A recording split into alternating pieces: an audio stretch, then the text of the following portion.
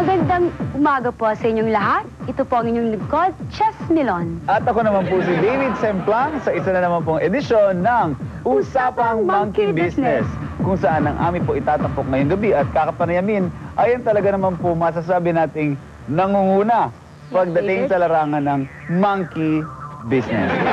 That's right, David. Mga kaibigan, sino po ba ho ang hari ng Chongo na ating makakausap na sa araw nito? Walang iba po kundi si Tarzan.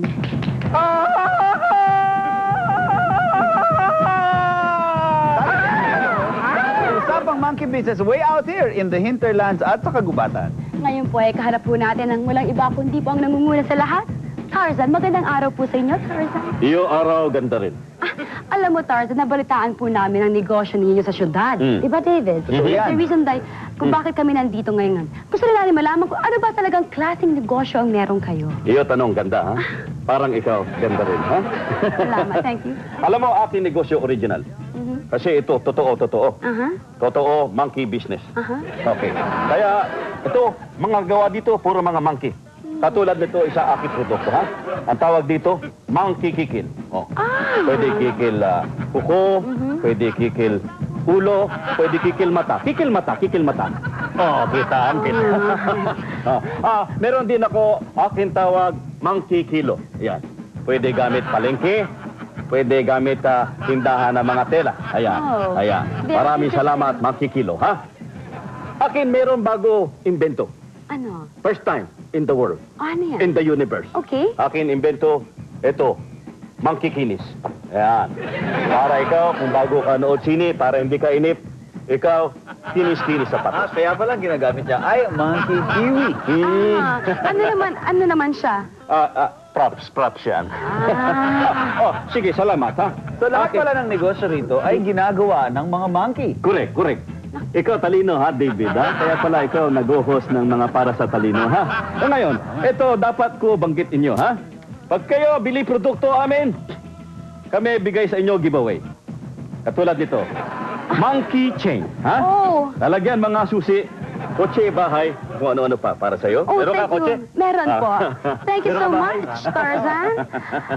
Monkey nga, David. Monkey. Monkey nga, Monkey, David. monkey, It's yeah. really interesting. Yes. Pero, Mr. Tarzan, sino naman ang katulong mo sa negosyong ito? Dahil Oo. mukhang napakalaki ng machinery mo. Akin katulong dito, aking partner, ha? Partner. Chita, ito Chita. Come, Chita. English speaking Chita, ha? Chita. Ito, Chita. Ito Chita, akin PD. Pidi. Production designer. Siya gawa-gawa, mga design, dibuho, kung ano mga produkto aming gawa dito, gubat. Yung mga monkey kilo, Yes. sa lahat yan. Lahat ng Pati mga ito. monkey, pati keychain. Monkey chain. It's really very interesting. Kamusta naman po ang negosyo with Cheetah around? Okay naman negosyo, pero ito mga huli araw, kung iyo mapapansin, medyo lungkot aking Chita. Kasi wala siya inspirasyon. Kaya hindi siya nakagawa mga bago design, mga gawa namin dito. Alam mo naman kasi, artist, bago gawa, kailangan inspirasyon. Yun. So, kaya hindi siya makagawa because artist as a Cheetah, walang inspirasyon. Wala inspirasyon. So, ibig mo sabihin, paano yun? Medyo humina po ang negosyo ninyo.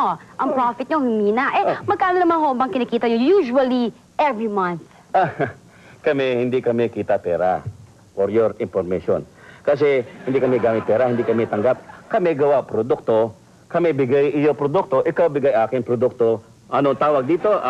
Barter, yon. Exchange lang. Ngunit kung itong... Yes, David?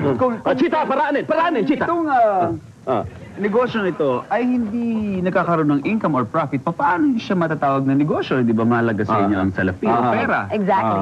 Magaling question, David, ha? Yeah. Magaling talaga. Panood kita, TV. Alam mo, dito, gubat, hindi importante pera. Hindi namin gamit pera dito. Basta importante yung mga gamit namin sa gubat. Wala kami pera, kaya kita nyo, wala kami mga bulsa-bulsa. Talagang maganda ang location nyo at ang Salamat. venue nyo for this kind of business. Wait, David, look at this. Tarzan, totoo bang ginto ito? Yan, tunay ginto. Parang monkey gold monkey? 100 karat gold, ha? It's real. Yes.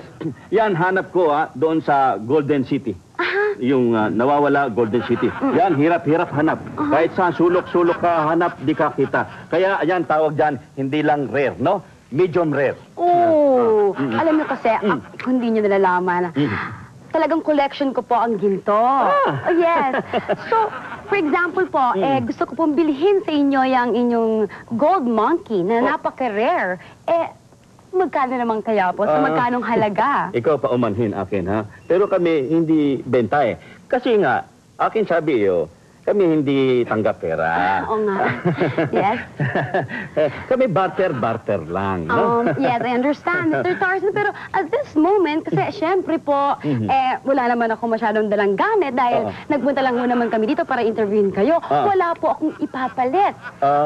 Wala po akong ipapalit for that gold monkey. Pero whatever you want, hanggang makakaya ko po, Mr. Tarzan. Gusto palit, no? Gustong palit. Kasi ako naman, wala naman ako gusto din, no? Tanong natin,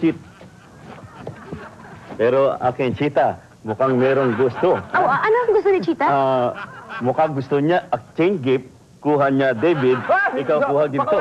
Ha? Ikaw payag. David and the gold monkey? Oo. Ladies and gentlemen, don't you think it's a very, very fair deal? Okay. May inspire uli akin, Chita. Siya gagawa mga bago disenyo. Mr. Tara, it's a deal. No problem.